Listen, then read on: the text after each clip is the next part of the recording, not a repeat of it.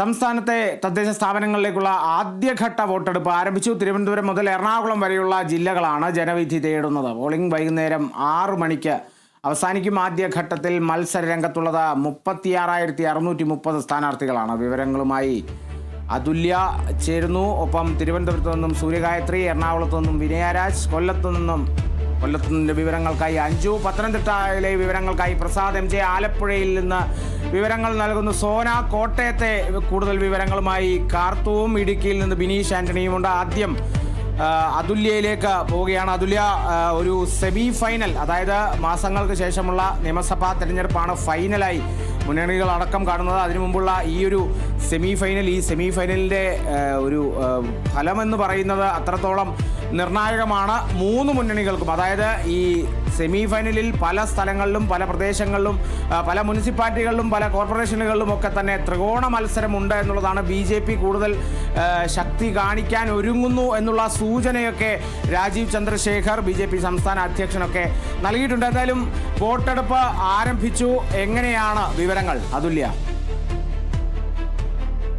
കാളിദാസ് സൂചിപ്പിച്ചതുപോലെ തന്നെ വരാനിരിക്കുന്ന നിയമസഭാ തിരഞ്ഞെടുപ്പിലേക്കുള്ള ഒരു സെമി ഫൈനൽ അല്ലെങ്കിൽ അതിന് തൊട്ടു മുന്നിലേക്കുള്ള ഒരു കടമ്പയാണ് ഇപ്പോൾ നടക്കുന്ന ഈ തദ്ദേശ സ്ഥാപനങ്ങളിലേക്കുള്ള തിരഞ്ഞെടുപ്പ് എന്ന് തന്നെ വേണം പറയാൻ. കാരണം ഈ തദ്ദേശ തിരഞ്ഞെടുപ്പിലെ ഫലത്തെ ആശ്രയിച്ചായിരിക്കും മുന്നണികളുടെ ആത്മവിശ്വാസം അടക്കമുള്ള കാര്യങ്ങൾ നിയമസഭാ തിരഞ്ഞെടുപ്പിൽ പ്രതിഫലിക്കുക. പ്രത്യേകിച്ചും ഈ പല ഘട്ടങ്ങളിലായി തിരഞ്ഞെടുപ്പ് നടക്കുന്നത് കൊണ്ട് തന്നെ ആദ്യ തിരഞ്ഞെടുപ്പിലെ ഫലം സ്വാഭാവികമായും വോട്ടർമാരിലും വലിയ സ്വാധീനം ഉണ്ടാക്കും. കാരണം തദ്ദേശ തിരഞ്ഞെടുപ്പിൽ ജയിക്കുന്ന മുന്നണികൾക്ക് തന്നെ നിയമസഭാ തിരഞ്ഞെടുപ്പിലും അത്തരത്തിലൊരു ജയസാധ്യത അല്ലെങ്കിൽ ഒരു പണത്തൂക്കമെങ്കിലും ഒരു മുൻതൂക്കം ലഭിക്കും എന്നുള്ളത് തന്നെയാണ് നമ്മൾ കാലങ്ങളായി കണ്ടുവരുന്ന ഒരു പ്രവണത എന്നത്. ആ ഒരു സാഹചര്യത്തിൽ ഈ ഒരു തദ്ദേശ തിരഞ്ഞെടുപ്പ് നിലവിൽ ഭരണത്തിലിരിക്കുന്ന ഇടതുപക്ഷത്തിനായാലും അതുപോലെ തന്നെ ഭരണ തുടർച്ചയുണ്ടാകില്ല, ഭരണവിരുദ്ധ വികാരമുണ്ട്. അതുകൊണ്ട് തന്നെ തിരിച്ച് അധികാരത്തിലെത്തും എന്ന് ഉറച്ചു വിശ്വസിക്കുന്ന കോൺഗ്രസിന്, UDF-നായാലും ഈ ഒരു തദ്ദേശ തിരഞ്ഞെടുപ്പ് വളരെ നിർണായകമാണ്. മറ്റൊന്ന്, BJP കേരളത്തിൽ എത്ര കണ്ട് വളർന്നു എന്നതിനുള്ള ഒരു അസസ്മെന്റ് അല്ലെങ്കിൽ ഒരു വിലയിരുത്തൽ കൂടി ഇത്തവണത്തെ തദ്ദേശ തിരഞ്ഞെടുപ്പിൽ ഉണ്ടാകും എന്നുള്ളതാണ്. മുൻപ് പിടിച്ചതിൻ്റെ ഇരട്ടി വാർഡുകൾ, ഇരട്ടി പഞ്ചായത്തുകൾ, ഇരട്ടി മുനിസിപ്പാലിറ്റി എന്നതല്ല BJP പറയുന്നത്. അതിലും എത്രയോ ഇരട്ടി, 4 ഇരട്ടിയെങ്കിലും ഇത്തവണ വോട്ട് വർദ്ധിപ്പിക്കും എന്നാണ് BJP-യുടെ ആത്മവിശ്വാസം ഉണ്ടായിരുന്നത്.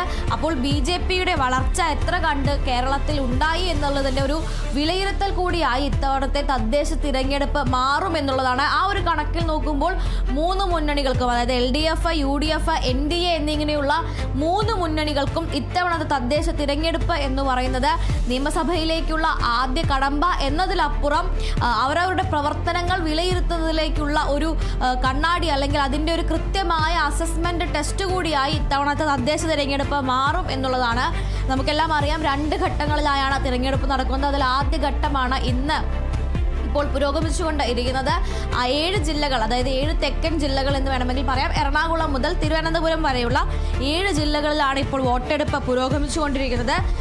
തിരുവനന്തപുരം, കൊല്ലം, പത്തനംതിട്ട, ആലപ്പുഴ, കോട്ടയം, ഇടുക്കി, എറണാകുളം എന്നിങ്ങനെയുള്ള 7 ജില്ലകളിലായി 595 തദ്ദേശ സ്ഥാപനങ്ങളിലേക്കാണ് ഇന്ന് ജനവിധി തേടുക. അതിൽ ഇന്ന് നടക്കുന്ന ആ ഒരു ജനവിധിയുടെ കണക്ക് നമ്മൾ നോക്കുകയാണെങ്കിൽ 471 ഗ്രാമപഞ്ചായത്തുകളിലേക്കും 75 ബ്ലോക്ക് പഞ്ചായത്തുകളിലേക്കും 39 മുനിസിപ്പാലിറ്റികളിലേക്കും 3 കോർപ്പറേഷനുകളിലേക്കും 7 ജില്ലാ പഞ്ചായത്തുകളിലേക്കുമാണ് ഈ 7 ജില്ലകളിലുമായി ഇന്ന് വോട്ടെടുപ്പ് നടക്കുക. ഏതാണ്ട് 36,630 സ്ഥാനാർത്ഥികളാണ് ഈ 7 ജില്ലകളിലായി എല്ലാ മുന്നണികളിൽ നിന്നുമായി മത്സര രംഗത്തുള്ളത്. 36,630 സ്ഥാനാർത്ഥികളാണ്. മൊത്തം വാർഡുകളുടെ എണ്ണം എന്ന് പറയുന്നത് 11,168 വാർഡുകളിലേക്കാണ് വോട്ടെടുപ്പ് നടക്കുന്നത്. ഇത് ഇത്തവണത്തെ വാർഡ് പുനർവിഭജനത്തിന് ശേഷം ഉള്ള കണക്കാണ്.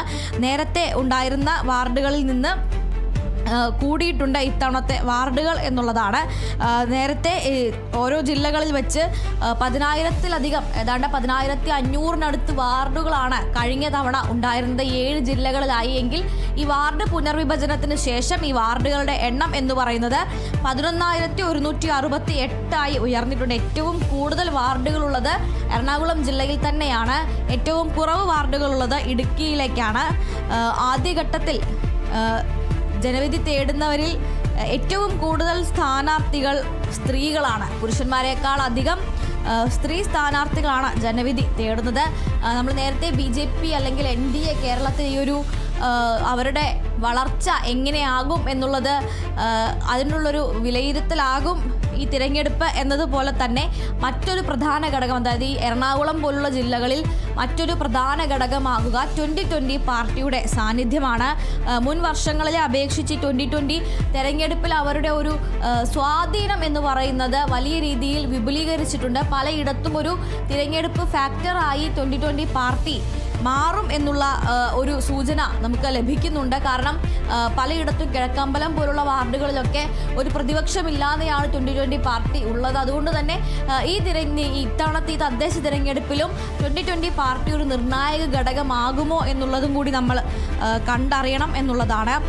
മൊത്തം 7 ജില്ലകളിലായി 15,000-ലധികം, കൃത്യമായി പറഞ്ഞാൽ 15,441 പോളിംഗ് സ്റ്റേഷനുകളാണ് സജ്ജീകരിച്ചിരിക്കുന്നത്. ഈ പോളിംഗ് സ്റ്റേഷനിലെല്ലാം തന്നെ കൃത്യമായ സുരക്ഷാ സംവിധാനങ്ങൾ ഏർപ്പെടുത്തിയിട്ടുണ്ട്. അതായത് CCTV, അതുപോലെ തന്നെ ലൈവായിട്ടുള്ള വെബ് കാസ്റ്റിംഗ് സംവിധാനം അടക്കമുള്ള കാര്യങ്ങൾ ഈ എല്ലാ പോളിംഗ് സ്റ്റേഷനുകളിലും ഏർപ്പാടാക്കിയിട്ടുണ്ട് എന്നുള്ളതാണ്. യാതൊരുവിധ എന്തെങ്കിലും രീതിയിലുള്ള ഒരു പ്രതിസന്ധികളോ അല്ലെങ്കിൽ അത്തരത്തിലുള്ള പരാതികൾക്കോ ഇടവരുത്താതെയുള്ള ക്രമീകരണങ്ങളാണ് സജ്ജീകരിച്ചിട്ടുള്ളത് എന്നത് സംസ്ഥാന തിരഞ്ഞെടുപ്പ് ഓഫീസർ ആയിട്ടുള്ള രത്തൻ യു ഖേൽക്കർ നേരത്തെ തന്നെ അറിയിച്ചിട്ടുള്ളതാണ്. അതുകൊണ്ട് തന്നെ അതിൻ്റെ ഭാഗമായി ഈ 15,000-ലധികം വരുന്ന ഓരോ പോളിംഗ് സ്റ്റേഷനുകളിലും ലൈവായിട്ടുള്ള വെബ്കാസ്റ്റിംഗ് സംവിധാനവും CCTV സംവിധാനവും എല്ലാം തന്നെ ഒരുക്കിയിട്ടുണ്ട്.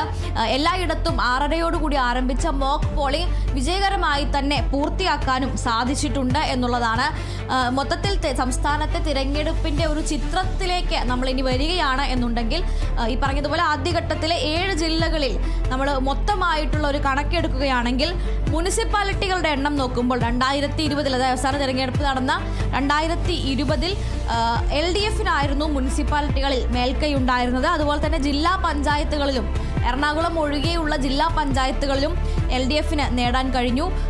കോർപ്പറേഷനുകളുടെ കാര്യത്തിലേക്ക് വരികയാണെങ്കിൽ തിരുവനന്തപുരം, കൊല്ലം കോർപ്പറേഷനുകളിൽ UDF-ന് വലിയ ഭൂരിപക്ഷത്തോടെ ജയിക്കാൻ സാധിച്ചെങ്കിലും കൊച്ചി കോർപ്പറേഷനിൽ UDF മുന്നിലെത്തിയെങ്കിലും സ്വതന്ത്ര സ്ഥാനാർത്ഥികളുടെയും വിമത സ്ഥാനാർത്ഥികളുടെയും കൂട്ടുപിടിച്ച് LDF-ആണ് ഭരണം കൈയടക്കിയത്. മുനിസിപ്പാലിറ്റികളിൽ 479 വാർഡുകൾ UDF നേടി 2020. അതേസമയം മറ്റൊരു പ്രധാനപ്പെട്ട കാര്യം എന്ന് പറയാനുള്ളത് തിരുവനന്തപുരം, അതുപോലെ തന്നെ കൊച്ചി, കൊല്ലം കോർപ്പറേഷനുകളിലെ ഭരണം ആർക്കായിരിക്കും ലഭിക്കുക എന്നത് വളരെ നിർണായകമാകുന്ന ഒരു കാര്യം കൂടിയാണ് ഇത്തവണത്തെ തിരഞ്ഞെടുപ്പ് എന്ന് പറയുന്നത്. കാരണം തിരുവനന്തപുരം, കൊല്ലം, കൊച്ചി എന്നീ കോർപ്പറേഷനുകളിൽ LDF ഭരണ തുടർച്ച ലക്ഷ്യമിടുന്നുണ്ട്. വളരെ തികഞ്ഞ ആത്മവിശ്വാസത്തിലാണ്. പ്രത്യേകിച്ചും കേരളത്തെ സംബന്ധിച്ചിടത്തോളം ഏറ്റവും തന്ത്രപ്രധാനമായ കോർപ്പറേഷനുകളാണ് കൊച്ചി കോർപ്പറേഷനും തിരുവനന്തപുരം കോർപ്പറേഷനും എല്ലാം. അതുകൊണ്ട് തന്നെ അവിടെ ഭരണ തുടർച്ച ലക്ഷ്യമിടുന്ന LDF വളരെ ആത്മവിശ്വാസത്തിലാണ്. എന്നാൽ അതേസമയം തന്നെ ഒരു മെട്രോപൊളിറ്റൻ നഗരമായ കൊച്ചിയിലെ വലിയ പ്രശ്നങ്ങൾ ഉയർത്തി കാണിച്ചുകൊണ്ടും തിരുവനന്തപുരം കോർപ്പറേഷനിലെ പ്രശ്നങ്ങൾ ഉയർത്തി കാണിച്ചുകൊണ്ടും കൃത്യമായും ഭരണം തിരിച്ചു പിടിക്കാം എന്നുള്ള ഒരു ആത്മവിശ്വാസത്തിലാണ് UDF എന്നുള്ളതും എടുത്തു പറയേണ്ട ഒരു കാര്യമാണ്. കാരണം ഭരണവിരുദ്ധ വികാരം എന്ന് പറയുന്ന ഒന്ന് ആളുകളിൽ ഉണ്ടായിട്ടുണ്ട് എന്ന് തന്നെയാണ് UDF പറയുന്നത്. എന്നാൽ അതേസമയം കഴിഞ്ഞ കുറച്ച് വർഷങ്ങളിൽ ജനങ്ങളെ വലിയ രീതിയിൽ ബാധിച്ച ചില പ്രശ്നങ്ങൾ ഉയർത്തി കാണിച്ചുകൊണ്ടാണ് തിരുവനന്തപുരം കോർപ്പറേഷനിലും കൊച്ചി കോർപ്പറേഷനിലും ഇടതുപക്ഷം വലിയ രീതിയിൽ പ്രചാരണം നടത്തുന്നത്. കാരണം ബ്രഹ്മപുരം മാലിന്യ പ്ലാന്റിൽ ഉണ്ടായ പ്രശ്നം നമുക്കറിയാം, വളരെ ദിവസങ്ങളോളം കൊച്ചി നഗരത്തെ ശ്വാസം മുട്ടിച്ചൊരു പ്രശ്നമായിരുന്നു ബ്രഹ്മപുരം മാലിന്യ പ്ലാന്റിലെ തീപിടുത്തവും അതേ തുടർന്നുണ്ടായ പ്രശ്നങ്ങളും ഒക്കെ. അപ്പോൾ ആ ഒരു സാഹചര്യത്തിൽ എങ്ങനെയാണ് ഈ നഗരത്തിനുള്ളിലെ ഒരു മാലിന്യ പ്ലാന്റിനെ മാറ്റിയെടുത്തത് എന്നത് ഉയർത്തി കാണിച്ചുകൊണ്ടാണ് കൊച്ചിയിൽ ഈ കോർപ്പറേഷനിൽ അത് ഒരു വലിയ രീതിയിലുള്ള പ്രചരണായുധം ആക്കിയിരിക്കുന്നത്. അതുപോലെ തന്നെ ശബരിമല സ്ഥിതി ചെയ്യുന്ന പത്തനംതിട്ട ജില്ലയിൽ എന്തായാലും സ്വർണ്ണക്കൊള്ള വിഷയം ഒരു ചർച്ചയായി വന്നിട്ടുണ്ട്. അത് തിരഞ്ഞെടുപ്പിൽ ഏത് രീതിയിൽ പ്രതിഫലിക്കും എന്നതുകൂടി നമുക്ക് ഈ ഒരു തിരഞ്ഞെടുപ്പോടുകൂടി മനസ്സിലാക്കാം. കാരണം നിയമസഭാ തിരഞ്ഞെടുപ്പ് വരുമ്പോഴും ഇതേ രീതിയിൽ ഏതെല്ലാം വിഷയങ്ങളായിരിക്കും തിരഞ്ഞെടുപ്പിൽ ചർച്ചയാവുക എന്നത് ഒരു കൃത്യമായ പാറ്റേൺ ആണ് സ്ഥിരം ഫോളോ ചെയ്തു വരുന്നത്. അതുകൊണ്ട് തന്നെ ഈ പാറ്റേണുകൾ എങ്ങനെ ബാധിക്കും, ഈ ഓരോ വിഷയങ്ങളും നിയമസഭാ തിരഞ്ഞെടുപ്പിൽ എങ്ങനെ ബാധിക്കും എന്നതിൻ്റെ ഒരു ആദ്യ സൂചന ഈ തിരഞ്ഞെടുപ്പിൽ നിന്ന് ലഭിക്കും എന്നുള്ളതാണ്. അതുപോലെ തന്നെ സ്വർണ്ണക്കൊള്ള കേസും മറ്റും ഈ പറയുന്ന പോലെ എങ്ങനെയൊക്കെ ബാധിക്കും എന്നുള്ളത് നമുക്കിതിൽ നിന്നറിയാം. തിരുവനന്തപുരത്തെ കാര്യം നോക്കുകയാണെങ്കിൽ വളരെ ശക്തമായ ത്രികോണ മത്സരം നടക്കുന്ന തിരുവനന്തപുരം പ്രവചനാതീതമായാണ് നിൽക്കുന്നത്. കാരണം വലിയ രീതിയിൽ ജനശ്രദ്ധ നേടിയ സ്ഥാനാർത്ഥികൾ ഇക്കുറി തിരുവനന്തപുരത്തുണ്ട്. KS ശബരിനാഥൻ്റെ സ്ഥാനാർത്ഥിത്വം കോൺഗ്രസിന് വലിയ പ്രതീക്ഷ നൽകുന്നുണ്ട്. അതുപോലെ തന്നെ മുട്ടട വാർഡിൽ നിയമ പോരാട്ടത്തിലൂടെ സ്ഥാനാർത്ഥിത്വം തിരിച്ചുപിടിച്ച തിരിച്ചെത്താം. ഇപ്പോൾ